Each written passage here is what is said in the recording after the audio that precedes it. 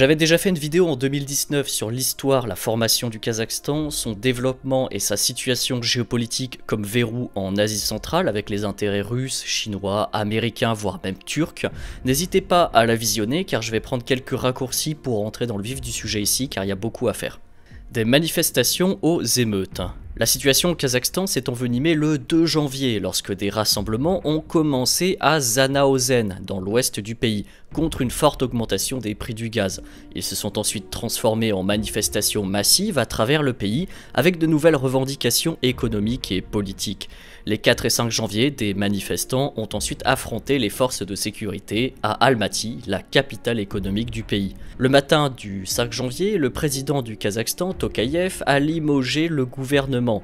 L'état d'urgence a été instauré dans le pays et la même journée, le président a également annoncé qu'il s'était tourné vers les dirigeants des pays de l'OTSC pour obtenir de l'aide afin de surmonter l'instabilité dans le pays. Il y a eu des tués, des blessés, des magasins entiers ont été pillés, des incendies sont à déplorer, en bref, une situation standard de manifestation qui dégénère en émeute, puis en chaos. Ce qu'il faut souligner d'abord, c'est que ces manifestations sont une première pour le Kazakhstan.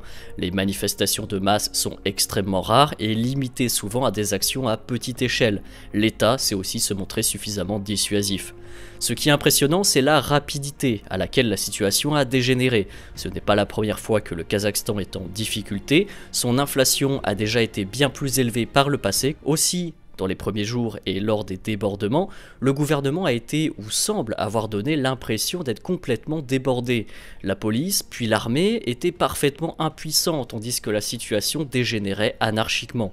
Et ceci non seulement à Almaty, mais aussi dans plusieurs autres villes du pays où il y a même eu des cas de défection, et le phénomène est devenu national. En réalité, je vous le dis dès maintenant, il n'y a pas un unique facteur déclencheur qui peut expliquer cette situation. C'est une multitude d'acteurs et d'intérêts aussi bien économiques, politiques, religieux ou sociaux, et comme toujours, quand un pays est dans le trouble, d'autres pays ou groupes vont saisir cette occasion.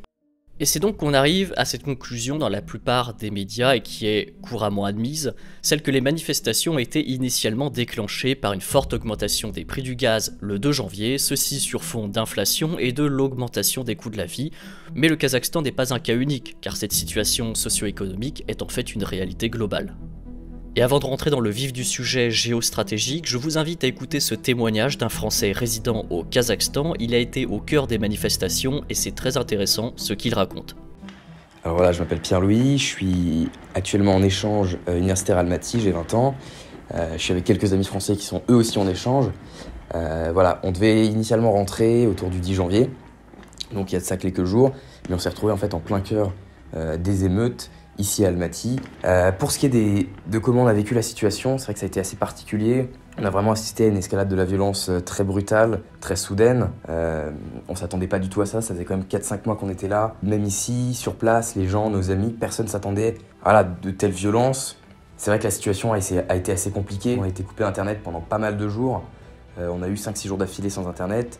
Donc que ça soit pour rassurer nos proches, communiquer entre nous parce qu'on n'habite pas tous au même endroit de la ville. On n'avait surtout aussi pas d'infos de ce qui se passait. On avait tous les jours des détonations, voilà, des grands flashs projetés dans le ciel. Mais voilà, on ne savait jamais exactement à quoi ça correspondait. On entendait des rumeurs, on a eu beaucoup de rumeurs. Je pense que ça c'est vraiment le plus dur parce qu'on ne peut pas vérifier le vrai du faux entre info ou voilà, fake news. Donc c'est assez compliqué. Quand on a appris que des soutiens russes et biélorusses allaient arriver à Almaty, qu'ils avaient autorisation de tirer dans la foule, on n'était pas rassurés. Moi, c'est vrai que je suis assez intéressé par la photo, donc je me rendais presque tous les jours dans le centre-ville, pas très loin de chez moi, sur la place de la République, là où la mairie a pris feu, donc ça c'est assez impressionnant. Alors c'est assez impressionnant, tous les manifestants, on les voit avec beaucoup d'équipements de la police, que ce soit des boucliers avec marqué police dessus, beaucoup d'armes lourdes, des fusils d'assaut, des kalachnikovs. Jeudi dernier, je me rendais chez des amis en taxi et voilà, c'était assez impressionnant parce que mon chauffeur de taxi s'est arrêté devant une armurerie qui était en train d'être attaquée, on va dire. Et voilà, les gens rentraient, se servaient, partaient avec leurs armes. Et mon chauffeur de taxi est descendu et lui-même allait se servir, est venu avec un énorme couteau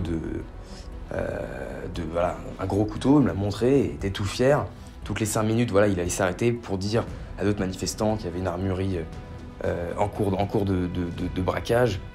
Et donc voilà, en fait, c'est un peu un climat, un peu une atmosphère assez spéciale, un peu un climat de terreur, surtout qu'on ne pouvait pas savoir à ce moment-là jusqu'à quel point les violences pouvaient aller. C'est vrai qu'aujourd'hui, la situation s'est calmée. C'est assez impressionnant d'avoir tout le bilan, même s'il est encore incertain. Malheureusement, on ne pourra vraiment jamais savoir combien il y a eu de morts, combien il y a eu de blessés, parce que là, les derniers chiffres que j'avais, c'était 164 morts, mais je pense que tout le monde se doute qu'il y a sûrement eu beaucoup plus de morts que ça. Donc voilà, la situation là, aujourd'hui, elle s'est stabilisée, elle est presque totalement sous contrôle. Donc c'est l'essentiel, mais en tout cas, c'est vrai que la semaine dernière et ces derniers jours n'ont pas été faciles pour tout le monde, ici sur place. Mais l'essentiel, c'est que tout le monde aille bien et que nous espérons rentrer en France le plus tôt possible. Voilà. Et on remercie Pierre-Louis pour son témoignage. Maintenant, nous allons essayer de comprendre les enjeux derrière ces manifestations. La faute au gaz. Le facteur économique de cette manifestation serait avant tout énergétique. Depuis le printemps 2019, le Kazakhstan a lancé un plan de transition énergétique du pays. Plan sur lequel il communique beaucoup, au Forum économique d'Astana ou encore à la COP26. Théoriquement, le Kazakhstan vise la neutralité carbone d'ici 2060, ce qui implique d'augmenter la part des énergies renouvelables à 83%. La consommation d'énergie au Kazakhstan se répartit en 2019 à environ 50% de charbon, 25% de pétrole et 25% de gaz naturel. Dans cette consommation d'énergie totale, le charbon est aussi utilisé à 70% et 90% pour la production d'électricité et de chaleur. L'objectif est alors de diminuer l'utilisation du charbon et d'adopter pleinement une énergie de transition, c'est-à-dire le gaz. Car oui, paradoxalement, si le Kazakhstan est le deuxième détenteur des ressources mondiales en uranium, son parc de centrales nucléaires est inexistant, malgré des projets en suspens. Mais voilà, ce pays au cœur de l'Eurasie est un acteur stratégique de par sa géographie à l'exportation énergétique. Le pays possède 1,3% des réserves mondiales de gaz naturel sur son sol, ce qui pose un problème. Le pays est certes un acteur gazier, mais il doit modérer ses exportations. Comment à la fois satisfaire et saisir les opportunités d'exportation par sa situation géographique, tout en ayant des réserves qui ne pourraient les soutenir, sachant qu'en plus le gaz est nécessaire dans la transition énergétique et qu'une bonne partie est réinjectée dans les puits de pétrole pour améliorer leur récupération. Ce qu'il faut savoir, c'est que le pays s'implique activement dans une politique d'exportation vers d'anciens pays du bloc soviétique, mais aussi la Chine ou encore l'Union européenne qui dépend du gaz russe à 40% en 2019 et qui cherche depuis à se diversifier. Le pays exporte aussi vers le Moyen-Orient, voire même l'Afrique, mais après un pic des exportations de gaz en 2019, celles-ci ont diminué. Et même en 2019, le Kazakhstan ne représentait que, entre guillemets, 2,1% des exportations mondiales de gaz. Ce qu'il faut savoir, c'est que dans ce pays, 70 à 90% des automobilistes roulent au GPL, c'est-à-dire au gaz, et ils représenteraient environ 19 millions d'habitants. Nous l'avons dit également, 25% de la consommation énergétique du pays est aussi dépendante du gaz. Dans un article d'Automoto, c'est une source, on peut lire que le 1er janvier, le Kazakhstan a mis en application sa nouvelle politique concernant les prix du butane et du propane pour contrer l'exportation massive de ses propres réserves de gaz et donc les pénuries dans les stations du pays. Les tarifs jusqu'ici fixés par le gouvernement ont été libéralisés. Résultat à la pompe, le prix du GPL a doublé, atteignant 120 teng, c'est-à-dire 0,24 €. À savoir que là-bas, le salaire moyen est aux alentours de 500 €, voire un peu moins. Voilà pourquoi le gaz est un dossier tendu, et pourquoi il aura été l'événement déclencheur des émeutes. Pourtant, le gouvernement s'est vite rétracté sur la question et a annoncé le retour d'un prix fixe du GPL et des biens de première nécessité pour 6 mois au moins. Plus de concessions par exemple que ne l'ont obtenu même les gilets jaunes en France depuis 3 ans. Mais la situation a continué à dégénérer, et si finalement le gaz n'était en réalité qu'un prétexte. Une guerre de clans. Le gouvernement kazakh a déjà décidé de rétablir la baisse des prix du carburant pour satisfaire les griefs économiques initiaux des manifestants, mais dans de nombreuses villes, les manifestants ont ensuite exigé des changements politiques radicaux qui étaient autrefois impensables au Kazakhstan, y compris le départ ou la poursuite en justice de l'ancien président du pays et actuel père de la nation, Nursultan Nazarbayev. S'il y a un constat à faire, c'est que l'armée et les forces de sécurité ont été très peu efficaces dans les premiers jours des manifestations. À la fois, on peut penser que celles-ci soutenaient partiellement les revendications, et de l'autre, cela a aussi pu être une manière délibérée de laisser la situation pourrir en interne pour ensuite justifier des actions politiques que je vais expliquer juste après. Pour apaiser ces inquiétudes, le président Tokayev a annoncé dans une allocution télé le 5 janvier qu'il avait pris la direction du Conseil de sécurité nationale du pays en évinçant l'ancien président Nazarbayev qui était à sa tête. Tokayev a également limogé le gouvernement et plus tard dans la journée, Tokayev a également décidé de retirer un parent de Nazarbayev de son cabinet, ainsi que d'autres alliés de l'ancien président, les remplaçant par ceux qui lui sont plus fidèles. À travers ces étapes, Tokayev s'éloigne en réalité davantage du régime de Nazarbayev, de la corruption qui y est associée, et adopte un ton populiste. En réalité, nous ne saurons pour l'instant si Tokayev a planifié cela ou s'il a simplement saisi l'opportunité qui se présentait à lui, autant pour sauver son mandat que pour anéantir l'influence trop forte de l'ancien président dans les institutions et en réalité dans la plupart des cercles qui dirigeaient l'économie et la politique au Kazakhstan. D'autres scénarios possibles. Il est à noter que la situation est aussi ambiguë sur l'organisation et le déroulement de ces tentatives de révolution. Dès le début, dans le monde russophone, ces événements ont été comparés avec les fameuses révolutions de couleur, et plus particulièrement la dernière révolution en Ukraine qui a fracturé le pays en 2014. Beaucoup voyaient une fracturation possible du pays, pourquoi pas suivie d'une guerre civile, le tout sur fond de conflit d'intérêts entre la Russie, la Chine, mais encore les États-Unis. Pour le moment, cette option semble assez peu plausible, car en réalité, en dehors du matraquage médiatique habituel en Occident qui n'a pas compris vraiment ce qui se passait là-bas, les États-Unis en réalité se sont montrés aussi relativement neutres sur la question. Le Kazakhstan est par nature cordial et il faut le comprendre dans ses relations internationales car il cherche à équilibrer ses relations tout en étant profondément enclavé en plein cœur de l'Eurasie. Russie, Chine, États-Unis, France, il équilibre ses relations selon ses intérêts pour éviter d'être absorbé trop fortement dans une sphère d'influence quelconque. Il faut savoir aussi que les entreprises américaines sont les principaux producteurs de pétrole au Kazakhstan, comme par exemple Chevron ou ExxonMobil, soulignant le désir du gouvernement kazakh de ne pas laisser la Russie ou la Chine contrôler les plus grandes sources de revenus budgétaires de l'État en les équilibrant avec l'influence américaine. Vous le voyez donc, les États-Unis n'ont que peu d'intérêt à soutenir cette sorte de révolution de couleur. Deuxième point évoqué par le gouvernement cette fois, c'est la menace terroriste. Alors c'est autant une réalité possible qu'une mesure qui contribue dans tous les cas à légitimer l'étouffement de ces manifestations. Peut-être qu'en cédant rapidement des concessions, Tokayev souhaitait ainsi diviser les manifestants en plusieurs camps, ceux qui ont obtenu gain de cause et les plus radicaux souhaitant poursuivre. L'islamisme a toujours été une menace pour les gouvernements au pouvoir dans les pays d'Asie centrale. On pourrait penser que dans le cadre de la victoire des talibans en Afghanistan, certains groupes régionaux seraient plus enclins à prendre les armes, et c'est vrai. Aussi, la province chinoise du Xinjiang voisin est un terrain fertile pour le développement de radicaux islamistes face à la Chine, et qui pourraient parfaitement traverser la frontière pour rejoindre ou s'exiler au Kazakhstan. Pourtant, les radicaux islamistes sont pourchassés depuis des décennies dans ce pays comme dans les pays voisins. Les partis au pouvoir, généralement l'ancienne élite soviétique, ne tolèrent aucun débordement du côté religieux. Le terme de terroriste est aussi peu adapté puisqu'il n'y a pas eu spécifiquement de victimes civiles, mais ils ont orienté leur violence essentiellement contre les forces gouvernementales. Un autre facteur à prendre en compte, c'est celui du nationalisme kazakh. Le Kazakhstan, dans sa forme moderne, est une jeune nation, et comme toute jeune nation, les courants nationalistes veulent construire le pays et ses particularités, principalement en tranchant radicalement avec l'ère soviétique, et donc, par définition, avec les élites politiques actuelles. Le gouvernement lui-même, depuis 1991, construit également un discours autour du Kazakhstan moderne. Et par exemple, il est prévu officiellement que l'alphabet latin remplacera entièrement l'alphabet cyrillique d'ici 2025. On assiste un petit peu à une sorte de désoviétisation. Mais ce nationalisme peut porter plusieurs visages, se liant à des intérêts religieux, aussi bien musulmans que païens tengristes, ethniques, mongols, mais aussi par exemple peuvent être liés au panturquisme. Et c'est maintenant que nous allons aborder la question des intérêts étrangers. Parlons d'ailleurs de la Turquie. Cette dernière est dans une phase d'expansion diplomatique, vous le savez, l'objectif est simple, renouer avec l'héritage ottoman, former des sphères d'influence aussi bien musulmanes que pan-turques, en s'appuyant sur le lointain héritage turco-mongol. La Turquie s'est montrée relativement distante en réalité sur les événements avant d'offrir son soutien et en prônant la paix et la stabilité.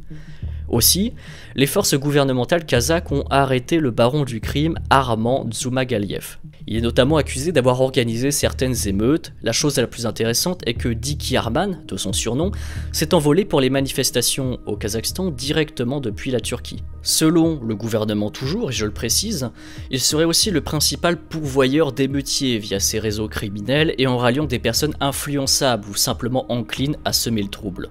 Arman n'a jamais caché aussi ses liens avec le panturquisme et a même soupçonné d'avoir été patronné par les services turcs, se rendant régulièrement en Turquie, mais nouant aussi des liens par exemple avec l'Azerbaïdjan. Il parrainait aussi des organisations nationalistes kazakhs et avait un profil criminel type Robin des Bois auprès d'une certaine partie de la population. C'est d'un côté le coupable idéal avec un profil d'agitateur utilisé par l'étranger, mais de l'autre, il ne peut être à lui seul responsable de toutes les agitations à l'échelle nationale. Néanmoins, nous pouvons tout à fait soupçonner des intérêts croisés, bien entendu, dans ce genre d'événements. Revenons ensuite sur les États-Unis. Il est peu probable, comme je l'ai dit, que les États-Unis imposent aux autorités kazakhes des sanctions, peu importe la répression. Nous l'avons dit, la politique étrangère kazakh cherche à éviter d'être entraînée trop profondément dans l'orbite de la Russie ou de la Chine, et les États-Unis le savent. Le gouvernement de Tokayev pourrait aussi réaliser des réformes politiques et une modeste libéralisation, pourquoi pas.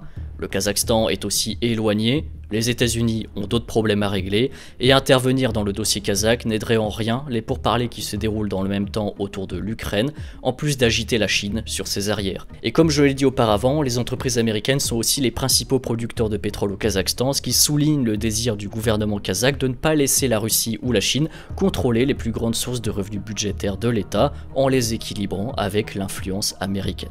Parlons ensuite de la Chine, qui tout en se montrant prudente, a offert son soutien au Kazakhstan en réaffirmant ses propos pour n'importe quelle révolution de couleur dans la région, selon les mots du président Xi Jinping. Le Kazakhstan, il faut le savoir, est un acteur économique d'importance pour la Chine et sa route de la soie. Elle doit aussi limiter tant que possible l'influence américaine dans la région, ce qui l'a conduit à soutenir logiquement le pouvoir en place et donc, par découlement, à laisser faire la Russie. Et venons-en enfin à la Russie. La Russie agit dans ce qu'elle juge être sa sphère d'influence et c'est sans doute la plus grande gagnante diplomatiquement de ces événements. En soutenant directement le gouvernement kazakh et fermement, elle a attendu l'approbation du président Tokayev pour faire appel à l'organisation du traité de sécurité collective, et c'est ce que nous allons aborder dans une prochaine sous-partie. L'intervention de l'OTSC. L'OTSC a été formée en 2002 sur initiative de la Russie et regroupe l'Arménie, la Biélorussie, le Kazakhstan, le Kirghizistan, le Tadjikistan et bien sûr la Russie. C'est en gros un traité de sécurité collective chargé de la coopération militaire entre les États et de défendre la souveraineté des membres, lutter contre le terrorisme, le crime organisé, etc. etc. Le bilan du premier engagement de l'OTSC depuis sa création est en train de se dessiner ici même au Kazakhstan.